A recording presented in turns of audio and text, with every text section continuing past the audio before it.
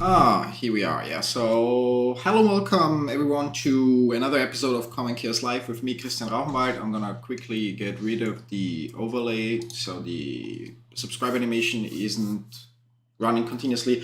I hope you all had a great week so far. As you know, right now we have weekly episodes of Common Chaos Live because the volume of comments isn't that high. What's the purpose of Common Chaos Live? It's obviously to give you an insight into the questions that I received, to hopefully answer questions that you might ask yourself as well, plus to give you a chance to ask questions that you have in the chat as well. The questions in the chat we'll address at the end after we took a look quickly at the comments. And yeah, with that we actually can switch to Agorapulse, the tool we are using to manage our social media. Now let's see if the animations are done. Yep, they're done. And let's switch there. Thanks everyone that subscribed recently since last week, so I really appreciate it. Working hard to reach the 100,000 subscriber mark, hopefully this year. So first of all, last week we had somebody ask, okay, I can't open my wallet, I only got 12 words saved, but they want 24 phrases. I think we already watched or looked at this comment last week in the episode, not 100% sure, that's why we're covering it again. I'm honestly, without checking, I'm not sure if Pi has a 24 or 12 word passphrase, but I assume based on the comment that it's 24 words.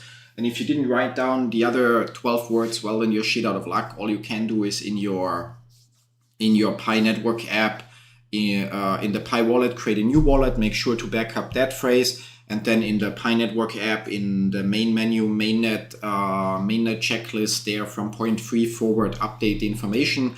If you already had coins migrated to that wallet address that you can no longer access, well, again, shit out of luck, you just have no access to them anymore. But yeah, it should teach you an important lesson to, when it comes to crypto, always make sure that you properly back up your passphrases,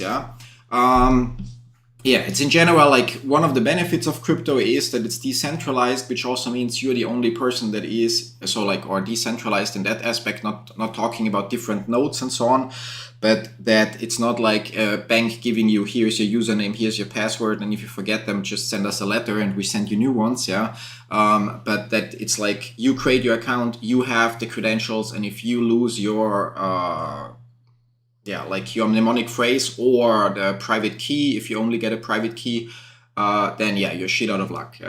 I've completed my mainnet checklist, but my transferable Mind Pi have not been transferred, but rather keeps telling me in queue for a month now.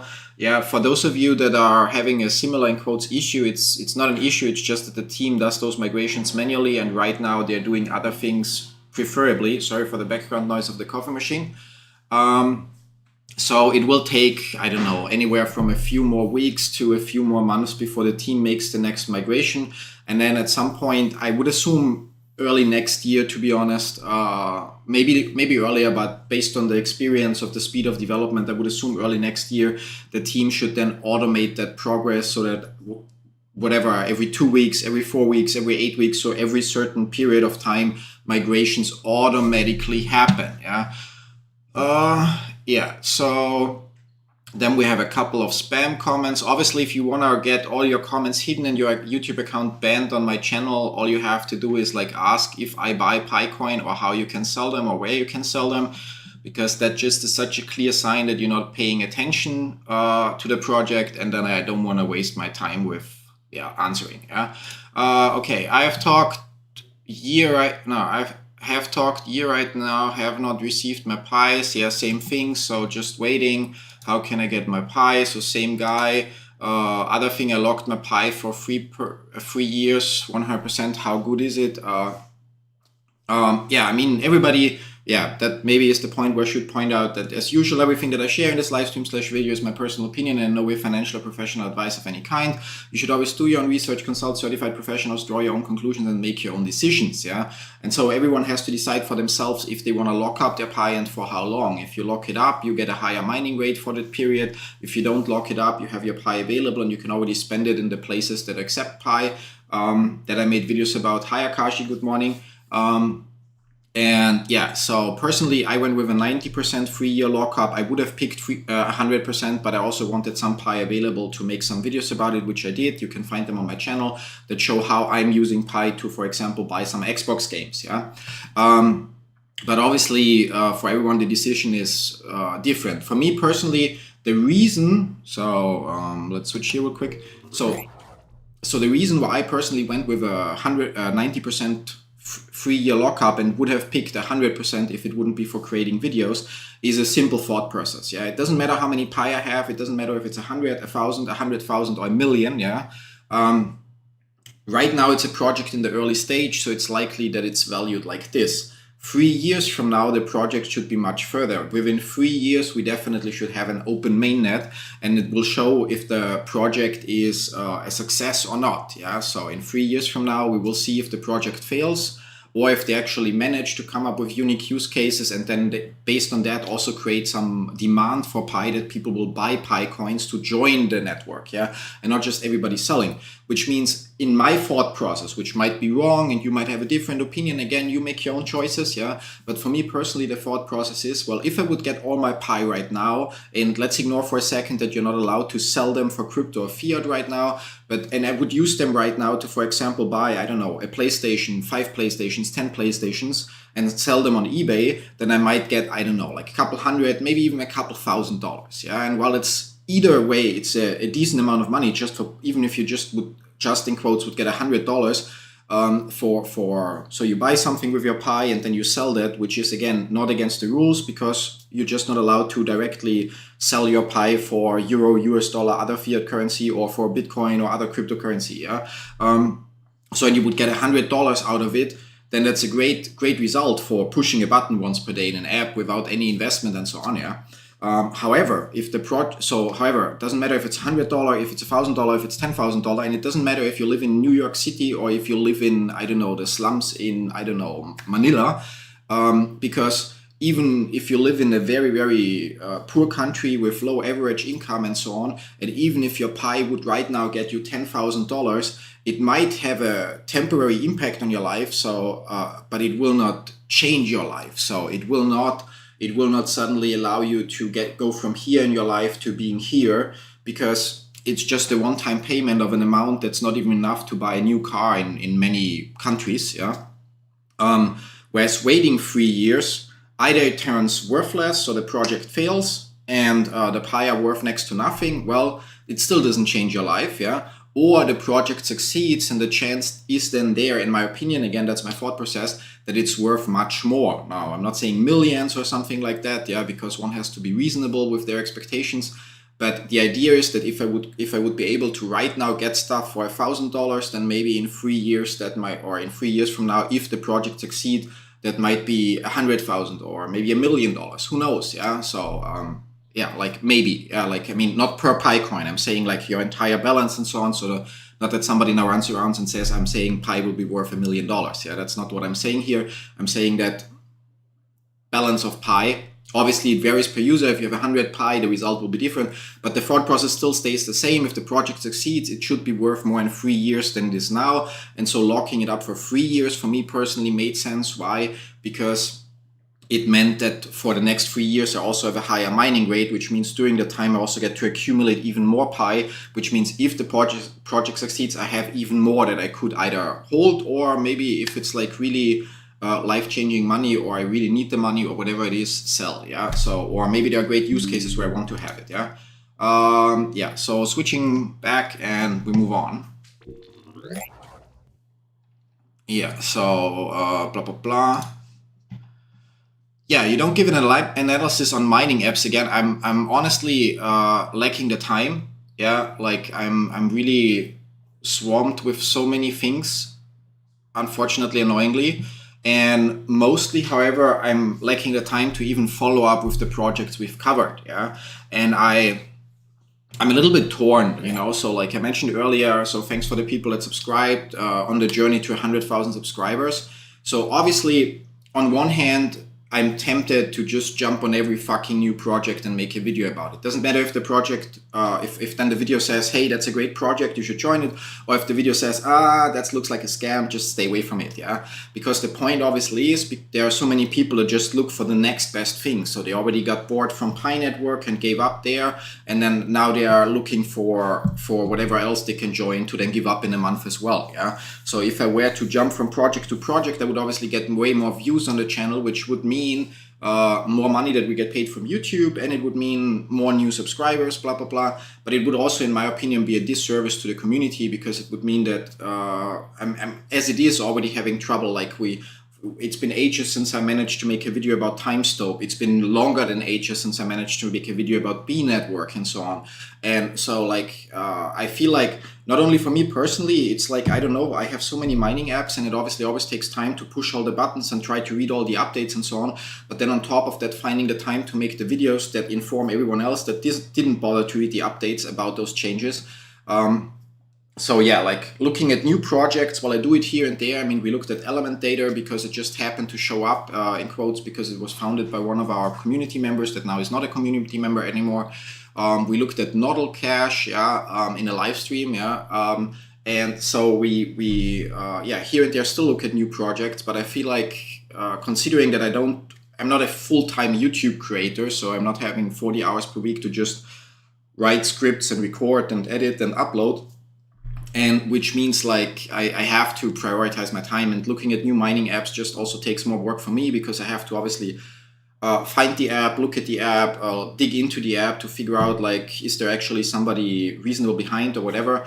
And so so like right now there are no new mining apps. However, as I point out in almost every video, we have a Discord community that's also linked in the description down below. And on this Discord, people usually tend to share, hey, here's a new project, or what do you think about this? And so, and that's a good place. If you want to learn about new projects, the Discord community is actually great, because it's also not very often, or usually it's not me sharing new projects, but it's community members that find a new project, and other community members pointing out, oh, I've already used it, or I think it's crap, or this or that. So there you actually get like a hive mind opinion instead of like just getting my opinion on something. So yeah, definitely check out the Discord server. Wrong button, right button. There we go. I'm not seeing any improvement on this KYC stuff. I guess that it's one thing that is holding the mainnet, on the Pi network video. I think you wouldn't see any improvement. That's the whole point of it, because like everybody that passed KYZ, or 99% of people that pass KYZ first try and without delay within 1 day or even less, will just be great, I passed it, and move on, and hardly ever take the time to leave a comment or complain. Whereas people that cannot start KYZ because their accounts got flagged, or are waiting for their KYZ to get approved for months already because their submission was incomplete, and I made a video about that as well, so you can check it out. Just search for Pi Network Christian Rauchenwald KYZ, or check out my channel and scroll through the last videos. So those people obviously are going to complain, it's a scam, I cannot complete, why do I have to wait that long, and so on, so it gives us a skewed perspective of what actually is going on, because the majority of people doesn't have an issue with KYZ, but they don't shout about, yay, everything went fine, like, I mean, they expect everything to went fine, so no reason to go and like, yay, it went fine, and but obviously the number of KYZ verifications, that would be interesting to know. So from all the 45 million users, how many already passed KYZ, how many at least already submitted it, that would be an interesting metric. And without those official numbers, we actually can just play a guessing game. But I feel like that on average, like KYZ cannot be that bad, or going that bad, because like if I consider the number of comments and so on, and personal experience and experience from friends, acquaintances, other viewers, I feel like for most of them KYC went very well, and there are only a few that either got their account flagged or have maybe a name change appeal attached to the KYC, which takes longer, and so on. Anyway, moving on. That's a fun comment. I was actually wondering, like, so on my Pi Network video, do not create account with this guy, he will stack the coins. Not sure what he's talking about. Like, nobody's creating accounts with me. I'm also not accepting coins, trading coins, or anything like that. But Cosmo Crypto, if you're listening, then probably you're another YouTube creator or so, and just trying to get clout or not. Like, I mean, let's check that real quick. So just trying to get people to check out your channel. Is that it? No, okay. Big payday, bet furry money. Okay, betting platform. Great. Okay, so no, then I don't know what he's talking about. What do we have here? What a useless video about KYZ issues. Looked it up. 97.4% of people think that it's like a great video. So Mensura Meloni, like go suck it. Like, honestly, like why do you watch videos then in the first place? Anyway, Yeah, then we have actually two comments. I skimmed through the comments, so I know there are two. We have two comments about high dollars. We're gonna address them, I guess, at the end real quick, so that we don't in the middle have that huge block. Homie, will you make a video about the current high dollar shit show? It seems that all these projects at some point during development either hit the wall or drop in the sewer. What in the world are they thinking with those bonus points memberships? Yeah, that's that comment. Again, we circle back to that.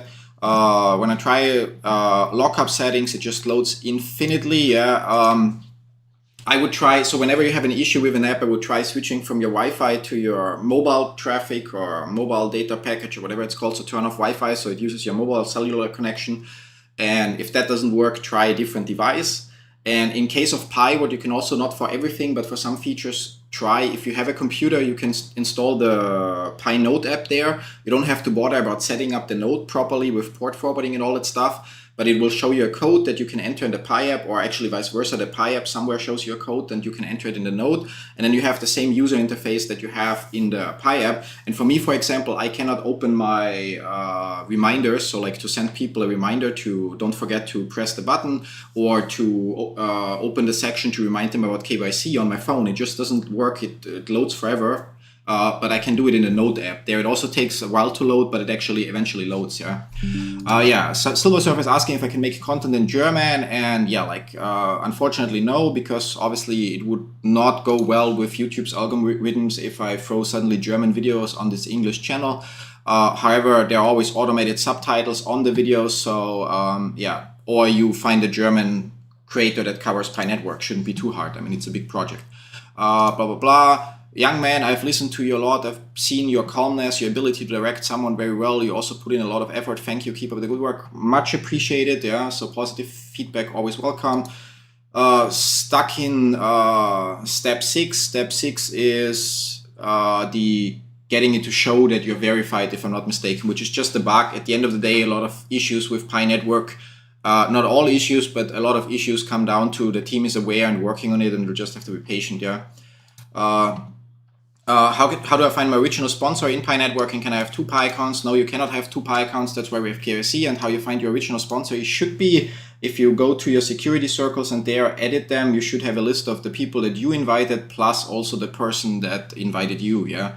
Locked for 3 years by mistake. How can I release the coins again before I transfer the coins to everyone on the open network, even though my coins? Unfortunately, you cannot change your lockup settings. So it's a little bit, that's a little bit sneaky, to be honest. Yeah, like, I mean, yeah, I'm not that young anymore. Yeah, but maybe he's older, so to him I'm a young man. Yeah, but that's a little bit sneaky, to be honest. Is that when you configure the lockup setting, from what I recall, you can only increase them, and so you cannot reduce them anymore before the migration. So if you set up 50% lockup for 2 years and you press the save button, then you cannot go down to 0% or 50% 1 year. You could only go to 100% or 3 years or something like that, yeah, or 200% even, yeah. So that's a little bit sneaky, but so yeah, there's nothing else you can do about it. It's just saved and locked in, and with that, you just have to live with that your first portion of coins are going to be migrated like that, yeah. Yeah, so thanks for the feedback. Williams Nuhu, when the second migration is, we already covered that. How do I verify my KYZ in Pi? Already covered that as well. I got a question with number 8. Mainnet, it takes too long, 4 months. Already covered that. So what is the minimum amount to trade in Stormgain? Yeah, Stormgain has 10 USDT. Yeah, so as minimum amount to trade, and actually, so for those of you, 1 second.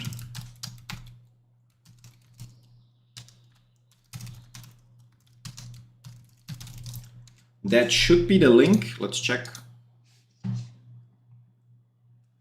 Yeah. And you actually have in your, not sure if I can sign in here. Let's try real quick. If it doesn't need like email verification and whatnot on top. Stormgain is really cool because you don't have to deposit money. In fact, in my opinion, you shouldn't deposit money because the trading fees are relatively high.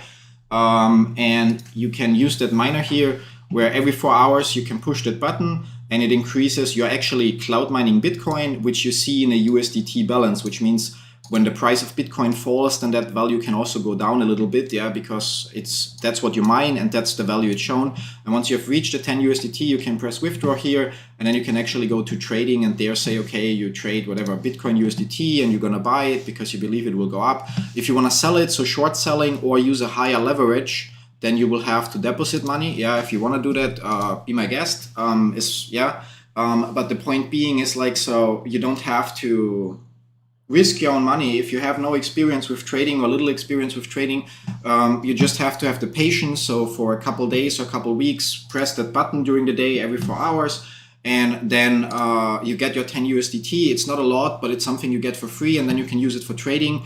And if you have profits, then you can withdraw those profits, assuming that it's at least the minimum withdrawal amount. Yeah, there you can just, if you Google for storm gain fees, you will see the page that shows all the different withdrawal amounts and fees for different coins. In my opinion, it's great because it doesn't take a lot of time to push that button. Ideally, you set yourself a reminder that goes off every 4 hours during the day, so you actually maximize the time you push the button, and then you get your 10 USDT. You think about like what you want to do. Again, like, even if you have no clue in trading and you just randomly open a position, well, then it's kind of like a gamble, but still, you don't lose anything because you didn't deposit 10 USDT, so you just got them. And if you are able to make a decent profit, then you can withdraw it, and suddenly you were able to learn a little bit more about trading without actually risking your own money. So so Akashi also likes it a lot. Yeah, so to show here, storm gain, the best thing that you introduced to me. Yeah, so I would have thought it's high dollar. Just kidding. Then somebody again complaining about Pi Network being a personal data mining orb, blah, blah, blah, blah, blah, blah. Doing it since 2019, it's still basically worthless, blah, blah, blah, blah, blah, blah. So like I see that not often, but regularly, that people start complaining and make random accusations that didn't do any research, because on my channel alone, there are like multiple videos that show how Pi is being used and that document the progress and so on. So I'm always trying, or not always, but sometimes I'm trying to be polite then and point out, here's the information you missed. Other times I just tell them to go stuff it. So here's somebody saying like, didn't do KYZ. Does that mean I lose my Pi after launching date on June 28? There is no launching date on June 28. So, but other than that, for KYZ, you obviously have to submit it. Yeah. High dollar is the next best thing. Yeah, we'll cover that in the later part. So minimum amount, so that was still about storm gain. How can I unlock the locked Pi? Well, you cannot, because if you lock them up, they are locked. That's the whole purpose of it. So if you could just unlock it, So there is also somebody saying Pi Network trending news that there is a launch. There is no launch. Yeah. Or maybe I really missed something. They said this before, then they rocked the miners. That actually, Tech Hustle actually left a comment on my video about the upcoming KYZ and token claim for CoinX, and he said that they said this before and then they rocked the miners. I haven't seen anything about KYZ from CoinX, so I asked him like, do you have a source for that? Yeah. That said, Tech Hustle is actually, so I don't want to bash people, but sometimes I do. Tech Hustler is, I'm probably not going to be able to find the video, but I used to watch some of his videos in the past, just skim through, and I stopped doing that because at some point, unless I'm mistaking and confusing things, in that case I apologize in advance, but at some point, he's publishing really a lot, as you can see, and at some point, if I'm not mistaken, he made a sponsored video about like some uranium stock and the potential of the uranium stocks and so on. And that was the point where I stopped watching. So I'm fairly certain it was Tech Hustler. It's hard to keep track of all the other crypto channels, but I'm fairly certain that it was his channel. And so would be nice to find it. Because obviously if I'm throwing around claims, then they should be substantiated. So free helium miner, get paid, browse the internet, keyword, blah, blah, blah, more free payment proof, start mining, seal, Get it right, start mining blocks, get paid to work, new miner, free earn crypto, Steppen, blah, blah, blah, crypto farm, mini miner, blah, blah, blah, BitDot, crypto exchange. Okay, yeah, like, I mean, is that one sponsored? Now I'm curious, yeah, like. In today's Yeah, so sponsored, yeah. Like now I'm looking at this, I'm gonna say like I have zero respect for people that, I mean, even if I don't find the uranium video, I have zero respect for people that make videos about like, yeah, like crappy trading platforms just to get, because they get paid for it, yeah, because just because there's the flag in the beginning that says includes paid promotion, and I'm sure he points it out that it's paid promotion, most people do not understand what that means, yeah. And showing off a thing like block in the background doesn't do any favor to that either, yeah. So like, yeah, well, I appreciate any contribution on my channel. I really don't think much of yours, dear tech hustler, considering the kind of sponsorships that you accept and where you then basically take money to give exposure to projects that really shouldn't have exposure, yeah. Anyway, you do you, I do me, and that's gonna be the best way how this works, yeah. So more spam, spam.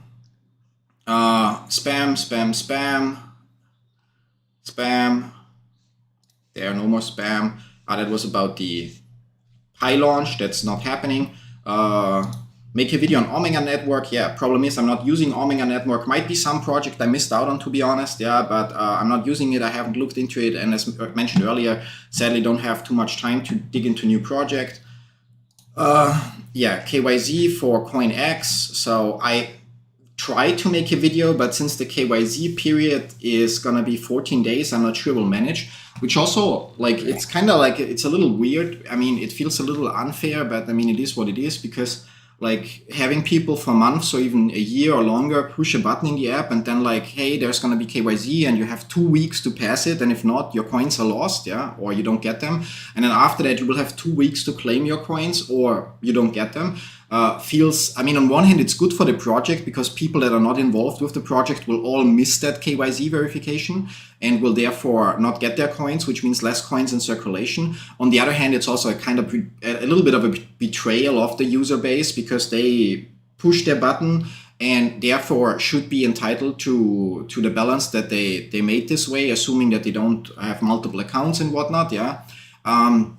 But on the other hand, it's also, I think like the team wants to end the free push a button and get CNX. And so they have to have a hard cut where they say, okay, on this day, we're going to distribute the verified balances and everything else just goes poof. And moving forward, we then have like different ways of earning, or there's no way anymore to get free CNX.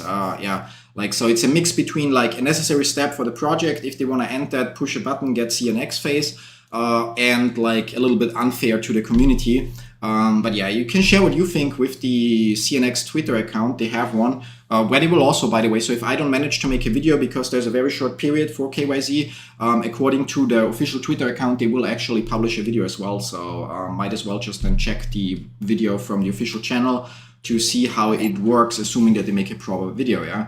Yeah, then we're getting there, so almost there. CoinX is every nice and hopeful that all of us mine what CoinX by the special help of God. Okay, no.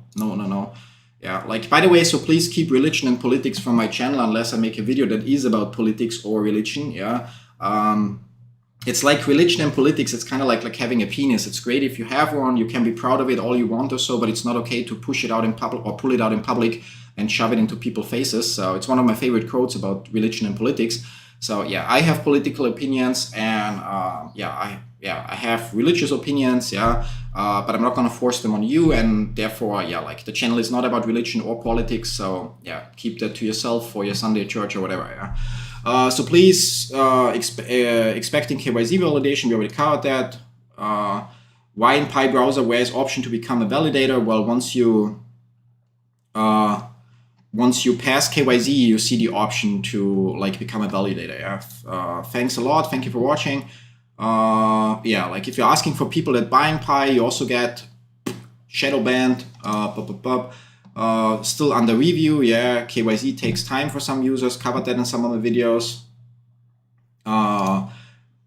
2023 is half over, and PiCoin is not any exchange, not a mainnet. At this rate, it will probably be, yeah, like Honestly, if it, as I said here, if it takes until 2030 to have a working ecosystem built around Pi that also gives people a reason to buy, then that would be fine with me, because I rather wait longer and have coins that are in demand than be part of a rushed project that just ends up with a worthless coin or token. Yeah. KYZ passed. Yeah. So that's just, again, wait for it to update. It's a bug. Yeah. Lockup, you cannot change it, so you have to wait. You can only change it for future migration. KYZ, yeah, you're probably having a flagged account if you cannot submit it by now. Yeah, somebody asking if there's a way to, what if you want to buy land, so like property with Pi coins? Yeah, technically, if you find somebody that's willing to sell it to you for Pi coins, then yes. However, in reality, very unlikely that you have enough Pi coins, because there are like people like Games for Pi on Reddit that accept or sell you like a PlayStation or a drone or other hardware or game keys or whatever for around 20 to 25 cents per Pi. So why should somebody else that is selling a property accept Pi for a higher value? Yeah, and that means if you buy a property, we're talking about thousands or hundred thousands of dollars, or depending on which country, and even on the property, even millions of dollars. Nobody's going to value your Pi enough right now to actually, whatever balance you have, make it enough to buy the property. Yeah. Anyway, yeah, when are further migrations, they will happen in the future. Just got my KYZ, congratulations. So it's like the exception. Most people that passed KYZ don't bother to share it, but people that have issues with KYZ obviously complain. Wait, people still have faith in Pi? What the fuck? No way. Yeah. Yeah, again, people that, so Hurricane Hakeem probably just didn't follow the news. Yeah, thanks for subscribing. Amvamu Joel. Yeah, that's also about the real estate. What do you think? Minimum price for Bondex? Yeah, I don't do price predictions for projects like that. Pi Network to the moon. And then the last comment, and with that we make the full circle and go back to High Dollar. What a scam of Project High Dollar has been each time they have promised and then changed their words after we have joined Terrell Crypto and don't join it. Yeah, like I mean, to be clear, it's not a scam. Yeah. So like I really, I mean, I'm pointing it out fairly often. I don't like the misuse of the word scam. Yeah. So scam is something that happens intentional, yeah, like where somebody else benefits from it, yeah. So where somebody else actually, for example, I don't know, yeah. So there is a certain, because I just said keep politics out of it, but there's a certain politician that has marketing campaigns running that are like, buy this bill with my face on it, and it will eventually be accepted as real currency, and then people pay whatever $3,000 to get a fake $5,000 bill, yeah. And those people are then actually partially trying to deposit it at the bank. So, hey, I paid $3,000, but it's worth $5,000. I made instant profit. Yeah. And then they're surprised when the bank tells them that's not real money. Yeah. That's a scam. That's like telling people, hey, this is going to be legal tender and you can use it, but it's not legal tender. Yeah. High Dollar is, yeah, like, I mean, it's been one of the most promising projects originally, considering their catchy name, their team or their leadership team with like the former CMO of Crypto.com, and we all know Crypto.com, yeah, and their ideas. So having NFT-based cards, combining banking and crypto in one easy way. And some of the things they already accomplished. So you have your high IBAN account, so you can, just like with my regular bank account, could theoretically receive a salary on that account. I can just wire money there, and very often it's there within a couple, minutes. Sometimes takes up to 2 days, but it's also fine. And then I have my, like with Crypto.com or Plutus or other projects, you have a prepaid card to pay, which means you have to wire money to one account and then you have to move it to the card, but you cannot move it back. Yeah. So once it's on the card, you have to spend it. And so that's a prepaid card. So the money on your bank account is separate from the money on your card. Yeah. And High actually, from what I know, was the first debit crypto card. So where you have your High IBAN account and the card, and they're linked. So you don't have to move money from the bank account to the card, but you just have it on your High bank account, and that's linked already. Plus on top of that, one of the first that allows you to spend crypto. So you pay with your card at the store, theoretically, if there would already be a physical card, getting to that in a second. and then it actually sells whatever, some of your Bitcoin, some of your Ethereum, whatever you configured to cover that. So you don't have to sell your cryptocurrency and withdraw the money and put it in euro or US dollar or whatever on your card to pay. But at the time when you pay, it then sells for you. So which I wouldn't do, but it actually, so like especially with currencies like Bitcoin or Ethereum that I might hold for the long term and potential gains. But obviously it's like cool improvement. Yeah. Then then High also, I mean, High has a history of change, and some of it has been good. It might not have been perceived as good, but some of it has been good. Like starting with, originally in High Dollar, you could also get one High Dollar for free per day, and there were obviously a lot of users signed up for that. And the problem was that then at some point, like the team, I'm not sure if they shared it publicly, but I think they shared it publicly. But so like, and I don't recall the exact numbers, so don't quote me on them, but around, let's say 98% of users didn't invest any money, but just push the button once per day to get their one free High, which means the problem was that if High becomes tradable, then 98% of users would likely just try to sell and cash out, which would kill the price. Yeah. So that led to the first change that happened in, I don't know, was it late last year? Yeah, sure. So, or early last year. So basically, I think like late 2 years ago. So now we have 23, 22. So late 21, they announced it, and then it got implemented early 22. That basically, okay, in order to get your free High, you have to have at least 100 High staked. So people actually were then asked to invest a little bit. Back then, that meant like around a $100 investment. Now that would mean around a 40-cent investment or so, yeah? And the trick there was, the more High you had in rewards, the more you theoretically would have to invest if you want to have your rewards early. However, while that was perceived not that well, I think it was the right move. Initially, I also was like freaked out because I thought you had to stake it 1-to-1. So if you have 1,000 in rewards, you have to stake 1,000. But the way it worked was actually, I think it was actually in the favor of the community and all users, because first of all, it usually or initially the plan was, okay, you get your rewards within 1 year, so they unlock after 1 year. With the change, however, they unlocked early based on how much you have staked. So if I have 10,000 High in rewards and I have 1,000 High staked, or in vault and earn combined, yeah. So that would be staked and just not released to me balance that I bought, yeah. Then on the first of next month, I would get 1,000 High from those 10,000, yeah. If I then stake them as well, then the month after that, I have 2,000 staked. So from the remaining 9,000, I get 2,000, yeah. Then I could stake them and I have 4,000 stake, and from the remaining 7,000, I would get 4,000. And then I have, even without staking that, then the next month after that, there are 3,000 remaining and I have 4,000 stakes, so I would get the 3,000. Or if I would have staked 10,000 High on day one, well, then in the first month, I would have gotten the entire 10,000 High. So that seems like fair. The more, even if you just staked a little, like 1,000 High dollars, if you then consider what it can unlock for you and you stake that again, that it can unlock twice every month and so on. So it only required a very little investment, in quotes, to unlock very, very big amounts of rewards. And it required, basically, the more you supported the project by investing, the more rewards, or the faster you got your rewards unlocked, yeah.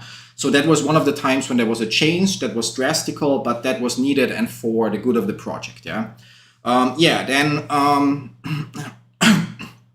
I think that's where the good changes end, actually, because then the next thing that happened was then in December last year, when High was like 2 days before New Year, when High was announcing in an AMA with Sean and Sam, so the CEO and the former chief of marketing. And when they were announcing, okay, the virtual cards are going to launch tomorrow or in 2 days or so. And then Sam offhandedly mentioned, by the way, there's a small change that we are making and we're going to just share it with you. And that small change was actually, okay, instead of 8% cashback, that tier will only get you 3% cashback and so on. So they drastically slashed their rewards rates, yeah, without any notice, without discussing it with the community. And obviously they got a backslash that just, was no surprise. So it was a really bad job on the management, because it was clear that backslash will happen. It's like such a way to just burn trust with no effect, so no benefit to anyone, yeah. But yeah, so that was the first screw up. And then they went back on that and said, okay, the rates will stay the same, or for people that sign up before the 31st of the year, and so before the end of the year on the waiting list for the card, they will get the rates guaranteed for a year. However, they still slashed some of the perks. So originally a diamond membership should have come with 20 perks, and and then they slashed that to, I don't know, 15 or so still, but the cashback rates at least were like grandfathered. And to be fair, they phrased it in a way kind of sneaky looking back, but still to say, okay, your tier gets grandfathered. So if you're a silver member now, you will be guaranteed be a silver member for the entire year, blah blah blah, and so on. And that was the first bad change, because it was an announcement that was made on short notice, not on official channels, but just through the Twitter AMA, and it was like, hey, thanks for investing that amount to get whatever, like high gold. By the way, you're not going to get the 8% cashback that we advertised, but we're going to give you free. I mean, again, they rolled back on that, so they didn't make it a reality, but they tried to. And that would actually be in many countries illegal, because it's called the so-called bait and switch. So when I promote you one product and then I'm actually giving you something completely different, but yeah, I mean, then we had the virtual cards and things were going well, and or things were going well for some. And then after 4 weeks or so, Hayden locked all the cards for all users, because some users abused the system. So for example, I don't know which exact methods they used, but for example, if I were to max out my card by buying, I don't know, like gift cards at a local store, and then there might be local stores where I can pay with card, but that if it's not a card that is printed where you see the code, but it's one where you have to rub it open, so where they would accept the card back if you didn't rub it open, for example, and might be willing even to, instead of refunding you on the credit card, to give you the cash. So you would buy $1,000 worth of Amazon gift cards, and then you would return them, but on the other hand, you would have gotten your whatever 3, 5, 8, 9% cash back. So therefore, that would be one potential way to abuse the system. There are other ways. That's also the reason why for example, Hi by now as well, and Crypto.com and so exclude certain so-called merchant category codes. So every time you pay with a card somewhere, then the merchant that you're paying has an assigned merchant category code that is identifying roughly what the business does. So that could be something like escort services, that could be something like money services and so on, and that so that's how that works. And then based on that code, and other vendors and other card providers can say, okay, that's that merchant category code for whatever, like cash business, so, or money services, so we don't give you cash back on that. But anyway, so the cards ended up being locked for a month, and the team said they figured it out, whatever, but personally, I have to say, I didn't have any problems with the cards, in now it's like half a year and 5 months the card has been working from it. I had like one transaction that didn't work properly, but that resolved itself automatically within 7 days. So, but I've seen other users that have a lot more issues. Now, obviously, since originally there was only the physical card, people started to use Curve. Curve is a service that you can also check out. I'm going to share the link in a second.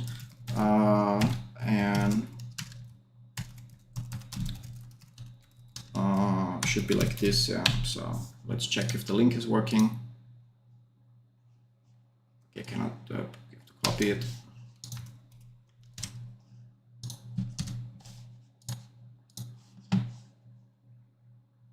So works, and so people used it with Curve, where basically you have your Curve card, which you can also add to Apple Pay. And when you pay with the Curve card, it charges another card, in this case the High card. Now, there were a bunch of people that had a problem with Curve, or in general with the High card. So there were, again, I didn't have any issues, but I see in the communities that there are a bunch of people that, like, either with using the virtual High card or before that with Curve, try to pay with the card, so to charge the High card, and then, for example, the terminal says declined or failed or whatever, but on the High account it still removes the money, and where they then have to wait up to 60 days to get that money back, which is just ludicrous, which obviously again just erodes the trust when people have a card and then it's not working properly. And again, personally didn't have any real issues with the card, but for a lot of other people in the community, they had issues. I don't know why. I got lucky with all my transactions, and I have like a lot of transactions with the High card. But yeah, for others that was the next thing. So like you have like trying to slash the rewards, then swerving or rolling back on that and launching the cards, but still slashing some of the perks, then launching the card, and after less than a month or after a month, locking them for an entire month because you didn't consider potential scams that especially Sean, as former CMO from Crypto.com, should be aware, or not even all of them should be aware, based on the history of projects like Plutus, Crypto.com, and other projects that have their own cards, about the different scam methods that are out there to try to abuse the system, and they should have already implemented that earlier. And if it would have meant, hey, sorry guys, okay, we are now in the finishing line to implement anti-abuse methods or logic, it will take another month to launch the card, then would have been better than to launch a card and then after a month having damages to the project because people got thousands of rewards that they tried to scam from the project, this way. So that's it. Then the cards are working again, and or more or less, some people still have issues. Personally, for me, it was again working fine. And then what happened is on the 30th of May or 31st of May, not sure how many days May has, to be honest, the team then announces, hey, starting tomorrow, we're going to have those changes. Or actually before that, to be fair, like 2-3 months before, the team shared in the High to the Sky group a light paper that introduced, okay, we're gonna switch, we're gonna make some changes, we're gonna introduce that you can pay with High. So instead of when you pay with the card, it will sell some of your High dollar, and that will be used to pay the transaction. And we're gonna change the cashback for that, so that if your tier gives you 8% cashback, you will only get the 8% if you pay with High. And if you pay with Bitcoin or so, you'll get, 2%, 3%, whatever. And if you pay with Euro or British pounds, then you only get like 0.5% or 1% or something like that. And the idea is ingenious. So the idea is really, really great because, in my opinion, so the problem that High has and that other projects like Plutus and so on also have, and why many of them slash their rewards, or tried other solutions to stabilize the prices, all of those projects have the same thing, okay? Like there are different membership levels. And in order to get this membership level, you have to buy that amount.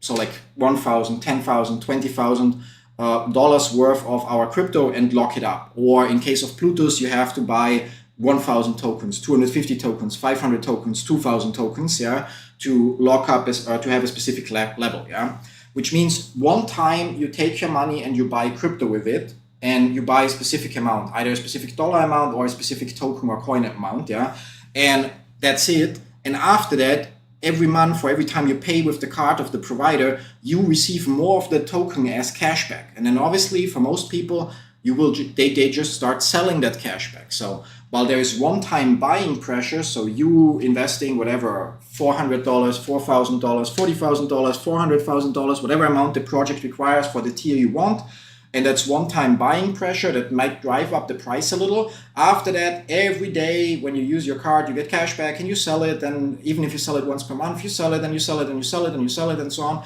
And that happens to 10 users, 10,000 users, 100,000 users, a million users, and suddenly you have the price in a decline. And the problem obviously is now you can slash your cashback rates like Crypto.com did, and you can look at the Crypto.com price chart and see what that cost. Because then suddenly, now I don't want to have my $4,000 locked up anymore if I only get 1% instead of the 3%. So, I already been there that long so that I can actually take them and sell the whole $4,000 and leave the project, So you just compound the problem actually by doing that, because you give people no reason anymore to hold. So, and just taking a sip. And then, so the approach that High Dollar suggested 3 months ago in a light paper that was only available to a certain group of users, was, okay, we're going to make it spend to earn. So if you pay with High, then you'll get the full cashback. If you pay with another currency, you get less cashback, And the idea behind that was that if you buy High in the app, it will not go to the company. So if you buy $100 worth of High, the $100 don't go to the company, but the High will be bought on the open market. So you create $100 buy pressure. And then when you pay with the card and you spend the $100, you create $100 sell pressure, But that sounds like a left pocket, right pocket situation, like you buy $100 worth of High, you sell $100 worth of High, why bother?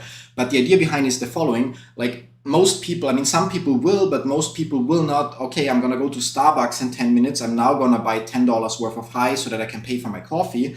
But most people will be, okay, next week or the next 3 days, I'll need $150 on my card. So I'm going to buy $150 worth of high today, which is $150 buy pressure. And then tomorrow I pay for my Starbucks coffee. And then the next day I pay for whatever and so on. So I slowly spend that amount. So we have like bigger buy pressure and then delayed and slow sell pressure for most users, which then causes a reversal, because especially right now with a very low value of like 0.0039 or so dollars per high, it's like relatively easy. It doesn't take billions of dollars to move the price. So if you suddenly have 10,000 users that are on Monday, hey, on Sunday, I'm gonna charge my card with like whatever, $500 that I need for the week. Yeah, then you have a huge amount of buy volume that drives up the price, which also gets the coin to rank on several different sites that list like top performers and so on, which gets more attention to the project and so on. And then you have them slowly spending, which means slowly selling. However, it's not that you're going to have people always on Monday charge their card, but you might have 1,000 people on Monday charge their card, and then 1,000 on Tuesday and 1,000 on Wednesday. So every day there will be certain people that have bigger buy orders. So you charge your card with $50, I charge mine with $100, somebody else charges it with $10,000. Yeah. So on every day you have bigger buy pressure and then only slow sell pressure. Yeah.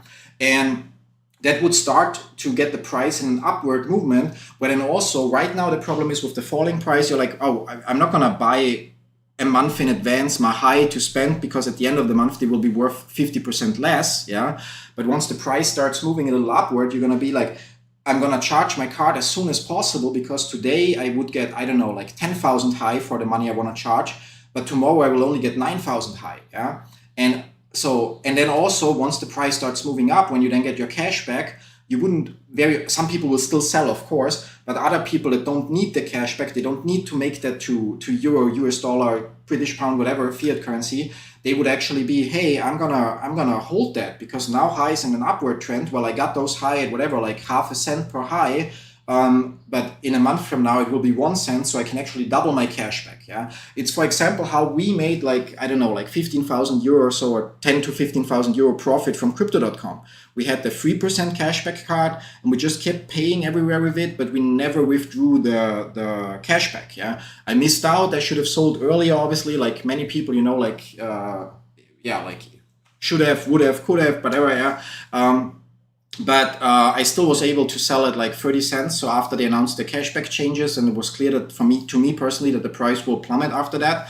And so the cashback that we earned, the 3%, over time, the value of crypto.com coins CRO increased. Yeah. And so at the time I cashed out from the project, those 3% were not 3% anymore, but much more, because from the early cashback that increased in value. Yeah. And so people would do the same with high, and then instead of, not all, but some of them would be like, hey, I'm going to lock up my cashback and get interest on top of it because the value is going up, which again would reduce the sell pressure on the project. And so the idea is great. The idea is ingenious. Yeah. However, what's dumb, and again, I cannot call it a scam, but what is like just so dumb, and actually just shows that issues with leadership, is that on the last of May they announced, hey, tomorrow we're going to introduce those changes. And then also what they mentioned in the light paper, sorry, really quick, that they will switch from a buy whatever amount of high and you have that level to you have to earn points. They didn't specify the point system in terms of what gets you how many points, but they pointed out that basically they will switch to the more you do for the ecosystem. So you're using the high platform, you're buying high, you're trading on high and so on. Yeah. You're having more money in your high account. So you're trusting high with your money. That will earn you points, and then points will qualify you for black, silver, gold, platinum, diamond membership. Yeah, which I think is also a great idea, because it gets away from the, hey, buy high dollar once and then get cash back all the time that you can sell. But it actually is, okay, if I want to have that membership tier, I have to regularly stake that amount, or I have to have that balance in my account, or I have to buy that amount of crypto, or I have to stake that amount of other crypto, or a combination of all of that. And this way I keep that amount, or that point amount. Yeah. So however, on the last of May, they announced, okay, starting tomorrow, those changes are in effect. So they just literally less than 24-hour notice was given to, hey, those are the changes, which is already ridiculous, because Even their own terms of service state that all material changes to the terms and the conditions, the part of the rewards that you get are part of that, will be considered with 60-day notice or so, yeah, or you will get a 60-day notice. There was no notice, or no 60-day notice. There was less than 24-hour notice. But what's the biggest screw up of the entire thing? The whole thing wasn't ready yet. So they said, we're going to switch you to the new point system, but behold, and the new cashback rates where you get your full cashback when you pay with High, less cashback when you pay with Bitcoin, Ethereum, USDT, or other crypto, and little cashback for fiat purchases, yeah, starting tomorrow. But just so you know, you cannot pay with High yet. You can only pay with Bitcoin or fiat, yeah. So basically telling people, hey, those are our changes, but they're not working yet. So even if you want to get your High cashback, even if you want to use our new spend to earn approach, you cannot, yeah. And on top of that, so not only did that not work, but on top of that, the point requirements are just ridiculous. Yeah, like it's literally, I don't know, like, I mean, we would look it up on the website, but it's literally, if you want to be a diamond member for 12% cashback, I'm really taking the most extreme example here, yeah, you would have to, it's either $2 million or $4 million that you would have to stake and keep in rotating, yeah. Now, in comparison, at Bluetooth, if you buy 2,000 PLU, that, by the way, expires at the end of the month, then the requirement goes a little bit up. But if you buy for around $20,000 worth Bluetooth, you actually get 8% cash back. You don't even have to stake it. You can have that in your own wallet, which means you can sell it any day. Yeah. And yeah, like, so not talking millions. Here we're talking, you would need to put, let's say 2 million, let's say $1 million. It doesn't really matter. I mean, you would need to put $1 million into your crypto account and stake it as High. So you need to buy $1 million worth of US dollar, yeah. $1 million US dollar worth of High and stake it, yeah. And then you stake it for a year, but it only gives you points for half a year, yeah. So in half a year, you will have to stake another million to get the same amount of points for the rest of the year. And then here's the kicker. After a year is up, you would have to stake again to get points again. But if the High that you bought are not worth 1 million anymore, I mean, of course, the spend to earn, as we covered earlier, should actually make sure that they are worth that. But if they're not, you would actually have to add money on top so that you again have 1 million US dollars worth of High, because it's not a specific High value, it's a specific US dollar value that you have to stake. Yeah. And in return for basically putting at least 2 million at risk, I think it's 4, but let's go with 2 million here. Because they're at a crypto platform where obviously there is no like deposit insurance and stuff like that, yeah. So in return for doing that, you would get 12% cash back for up to the $100,000 card limit or 100,000 euro card limit. So you would be able to get, if you max out the card, 12,000 euro worth of High cash back in a year for putting, I don't know, let's say 2 million, but I think it's 4, yeah. So for putting more than $1 million at risk, yeah. No person that has $1 million to do that will do that for 12,000 euro. Not a single one, yeah. And that's not even considering that the team announced the changes and did not provide information about how about the spread. So because when you take your euro and you buy High from the open market, if you buy with 100 euro, you don't get 100 euro worth of High. You get like, I don't know, 99, 99.5, 98.5, yeah. And then when you sell those 98.5 or 99 euro worth of High, you don't get 98.5 or 99, you get a little bit less again, yeah. Which means if you have a card that gives you 3% cash back, but there's 2% spread, for example, then you suddenly only have 1% cash back and you have to deal with the crypto accounting. Now, the accounting is not a big issue, yeah? So like everybody, it says, but it's such a tax nightmare or so. In my opinion, at least in my jurisdiction in Germany and so on, where I have to file every fucking transaction or at least the sum of all transactions and so on, it's not an issue whatsoever. But like making the changes, announcing the changes, with the latest app update on iOS not being public yet and not ready, with the actual spend to High feature not ready, with information missing about what kind of spread there will be for when you spend High, which actually would completely negate the benefits whatsoever. Because again, if you get 3% cash back, 2% is spread, you're actually doing that for 1% cash back. You might as well just go to Bluetooth and there, for example, for free, you get a card that gives you 3% cash back for up to $250 card spend, so like $7 per month in cash back for free. But if you pay a $5 subscription, then you can actually, for up to 2,000 euro that you spend, get your 3% cash back, or even 4% or so. I think now 3% cash back. and you get 2 perks.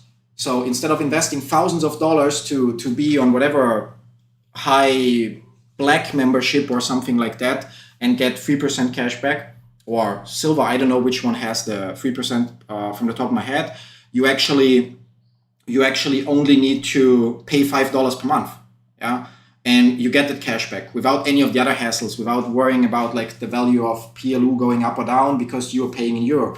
So I feel like I even shared it with the team, and I said that whoever is responsible for introducing this that way is either unqualified. So I actually said that, like, if you know, Sam Christian used to be the chief marketing officer at High, and I pointed out to the team that in my opinion, either Sam is like completely unqualified for the position and he's responsible for that screw up, and in which case he should be let go, or somebody else at High, maybe Terence or maybe Sean, are overriding Sam's input. So Sam might be, we cannot do that, and then Terence might be, fuck it, we do that. I'm the boss here, I'm gonna say it, yeah. And then they still do it, in which case Sam would have only been CMO in name, because if you're a CMO and somebody else dictates you what you have to do, then you're not CMO, yeah. And in which case you should resign, yeah. And surprisingly, a couple days later, the announcement was made that Sam is leaving the company. So yeah, we don't know which. I assume that Sam actually couldn't have been that stupid, so I assume that he actually probably cautioned them about certain things, and that then somebody else, either T or Sean, or both of them, or somebody else that we don't know about, made the decision to go forward with this. But yeah, it was just a huge fuck up. Now, where we're at right now with High, so it's still not a scam. Yeah, and I'm like, just like many of you, I'm also at a huge loss with the project. Yes, I got a bunch of rewards and so on from the referral part initially, when the project looked more promising, yeah. But at the end, I also invested a ton of our own money because it looked so promising, yeah. And if we look now at the value, I mean, yeah, like we're looking also at a like 99% loss or so right now, or pending loss, yeah. Now, yeah, so where we are right now is like, we basically have to wait. I mean, personally, my internal deadline is the end of the month, yeah. I'm a little bit shocked that with all the backslash and with all the positive feedback, so I've shared so many potential fixes for the situation with the team. Like, for example, right now they have like the point system where, okay, if you buy $100 worth of High, you get whatever, that amount of points. If you buy $1,000, you get that amount of points. If you buy this, you get that. And all are individual confusing tasks, and the same for staking and for a million other things, when it could be so simple. Okay, for every US dollar worth of High, you get whatever, 1 point or 0.1 point. For every US dollar worth of High staked, you get that amount of points that's valid for the staking period. So if you stake for a year, you get the points for a year, yeah. For every dollar trading volume in a month, you get that amount of points or so, yeah. So it would be so easy, instead of having a list like this that's super confusing, to have a list with like 4 or 5 points for buying High, for buying maybe other crypto, for staking High, for staking other crypto, for trading volume, for average balance volume, so what you hold in your flexible balance on average, and for providing stuff, liquidity in the liquidity pool. So you would have like 7 options, yeah, which is, by the way, another huge oversight, because the new point system doesn't give points for providing liquidity. And considering that the rewards in the liquidity pool start to pay out from February already, it's then a reason for people, if they still believe in the project, to remove the liquidity and instead put it in the app. And with less liquidity, yeah, it's also a downside. So there has to be some points that you get for providing the liquidity as well. But yeah, so we're at the point where I personally am waiting till the end of the month. It's like my personal like deadline in quotes, yeah, to give the team to make a new announcement that says, okay, sorry guys, we listened, we fucked up. Yeah, we realized that the points requirements are not only convoluted and complex unnecessarily, but also like too high and unjustified and not competitive anymore. That's the big issue. I don't mind if a card here requires $2 million investment, but if there's another card out there where with $20,000 investment, I can actually get, I mean, yeah, High would offer you, let's go with the gold membership that will take you $100,000 or $200,000 investment, yeah, and give you like 8% cash back. Whereas on comparison at Bluetooth, you just buy, and you have to lock something up or have average balance or whatever, yeah. And at Bluetooth, you just buy $20,000 worth of PLU and you have 8% cashback, and you can sell those PLU any day. Obviously, you lose the 8% then, but you're not locked up. Yeah. So if your card is, it doesn't matter if the requirements are high. but it has to be competitive. And then if we factor in the spread, so if we say there's 2% spread when you pay with high, since only that's where you would get the high cashback, so the higher amount, then the 8% of Bluetooth, you actually would have to compare them with the 10% that you get as a platinum member, which again, we're talking about a couple 100,000 investment to maintain the points for that, versus 20%, 20,000 investment to get the same cashback at Bluetooth. Yeah. So I feel like the idea is really, really great, and I've shared it with the team in multiple channels and so on, of the spend to earn and of the point system. But the execution from start to finish has been a complete fuck up. Yeah. And to the cherry on top is there, which is also like, it's necessary to some extent, but it's like also adds to the bad publicity, that slightly before that, High said, okay, there will be no more cashback when you're using Curve. Yeah, so right now, High is the virtual card, and to pay at a store, you actually need a service like Curve. Otherwise, you could only use it online. Yeah? And the Curve is really cool because I shared the link earlier in the chat, or it's the last link you see, because it allows you to do something called go back in time. So which means I can be at the gas station and I can pay. There's a small birdie at my window. Now it's gone. So I can pay at the gas station with Curve, and I can say to charge my, I don't know, like my frequent traveler MasterCard. Yeah. And then for up to, depending on which plan you're on at Curve, for up to 120 days later, so that's up to 4 months, I can say, oh, actually, I would like to move that transaction from the gas station, from the Miles and More frequent traveler card to my High card to get the cashback. Yeah. Which is cool, because it means if one of your card providers has some promotion, spend 200 euro at this branch or store or brand or whatever, and will give you that amount back, then you can consider, oh, I have a charge in the last 4 months at that store, I'm just going to move it to get that benefit. Yeah. Or like if you have a card that's, maybe you have like the High card, but you don't have money on the account, so you cannot get cashback right now. So you pay with Curve for another with another card, and then you put money on your account, and then you move the transaction to the High card to still get the cashback. Yeah. So in High said no more cashback for Curve, and this sucks, of course, but that's unfortunately something that's necessary, because with the spend to earn approach, you would otherwise say, okay, I pay my $10 coffee with the High card with high dollars, and the high dollars get sold to pay for my coffee. And now with Curve, I would have 4 months to reverse the transaction, in which case usually the original exchange rate should be used. At least that's what I recall from like fiat refunds. Yeah. Which means you would get the same amount of high dollar back. So if high dollar went from half a cent to 1 cent, you would then move all your transactions, so you get the high dollars back because they're now worth twice as much. But the problem would be that High would have to buy them at the time of the refund, which means they would make a loss. Yeah. So, I mean, there would be workarounds if they would say, okay, the exchange rate at the time of refund is used instead of at the time of purchase. Yeah. For Curve transactions, maybe even for all transactions. So that basically for you, there is no benefit. You if the price of High gets up and you do a refund, you just get less High back, yeah, but the same euro amount or dollar amount or British pound amount or whatever, yeah. But that is the reason why Curve is not an option anymore. And yeah, it just was one thing that was announced a little bit before the whole point system introduction. It was a total mess, which already killed some trust, and should have been announced, in my opinion, all in one go. And like the perfect situation would have been at the end of May, hey guys, here's our proposal for, or our plan for the point system and the spend to earn. The changes are going to be in effect in a month from now. Everybody will again be grandfathered in quotes, but that's also something where people feel ripped off, because at the end of the year, they were told you're grandfathered at least for 1 year, you have your tier, yeah. And now it's like, yeah, I know we said 8% cashback, and you still will get 8% cashback, but only if you pay with High. Yeah. So like there's a lot of lost trust and a lot of stupid decisions. I still wouldn't call the project a scam. I would call the management, at least I've talked to all of them personally. Like, I mean, not very recently to be fair. Yeah. But over the years, I've talked to all of them personally, and I have a certain respect for some of them, or for all of them. But when it comes to what they just did with the whole decision, it's just like, it's not scamming people. It's like just being complete morons. Yeah. Because it also doesn't help them. Like if you're active in the Telegram community of High, you might have seen 1 or 2 videos that, for example, Terence shared, where it's like about like how the interface looks. And obviously that might be dummy accounts or whatnot, but one of those videos shows a balance of 120 million high. Yeah. So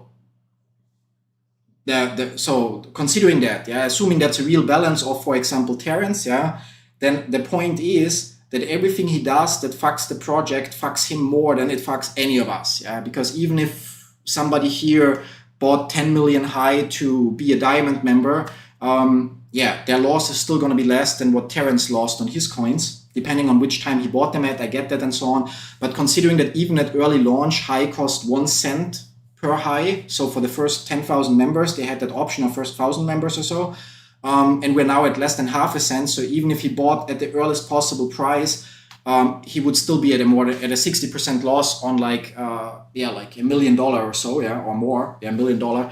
And so it basically hurts him, yeah. And so like I said, my deadline is till the end of the month to give them a chance to make this right. And if not, I mean, Irina and I, we have like combined like a little bit more than 1 million high in our flexible balance that we withdrew to our wallets.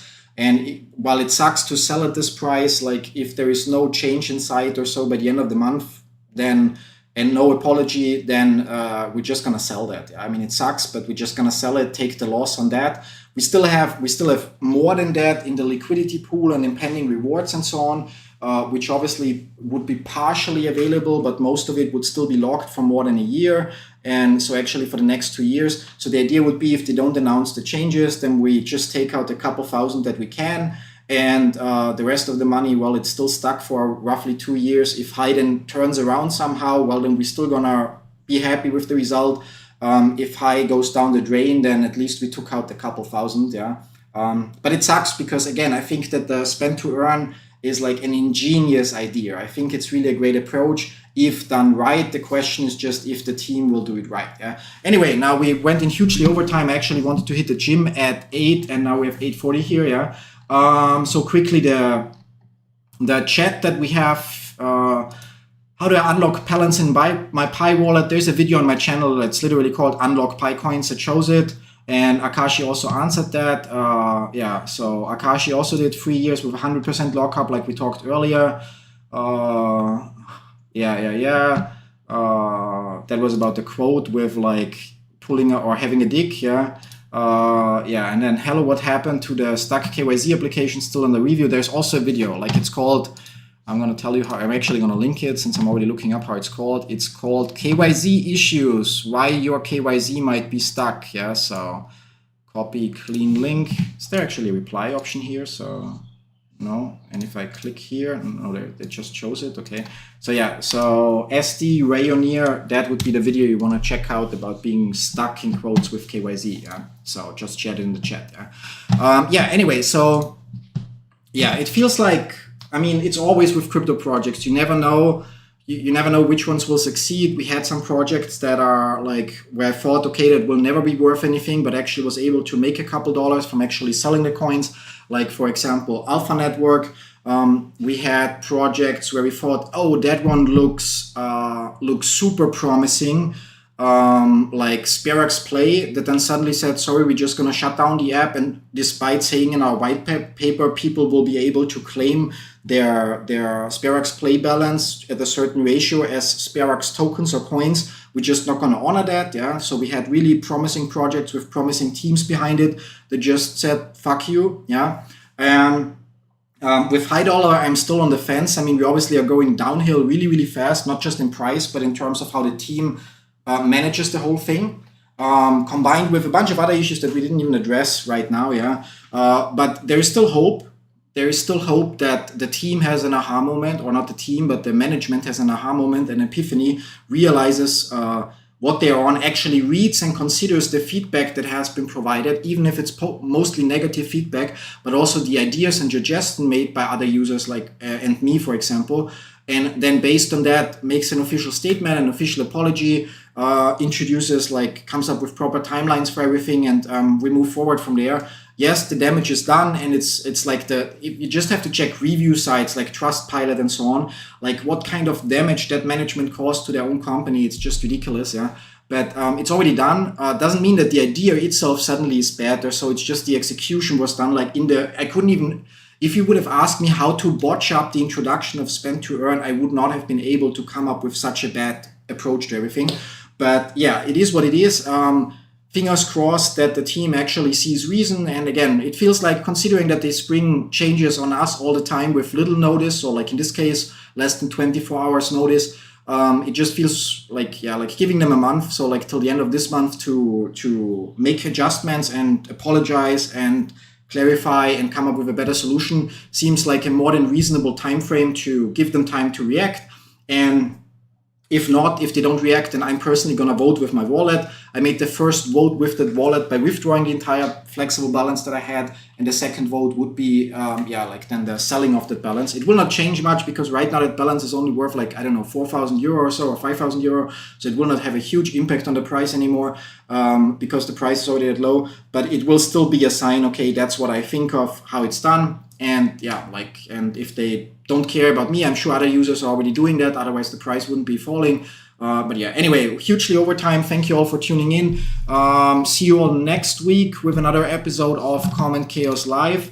And and then that's it, I guess. So then, so thanks for tuning in. Hope to see you on the Discord as well. Check the link in the description and have a good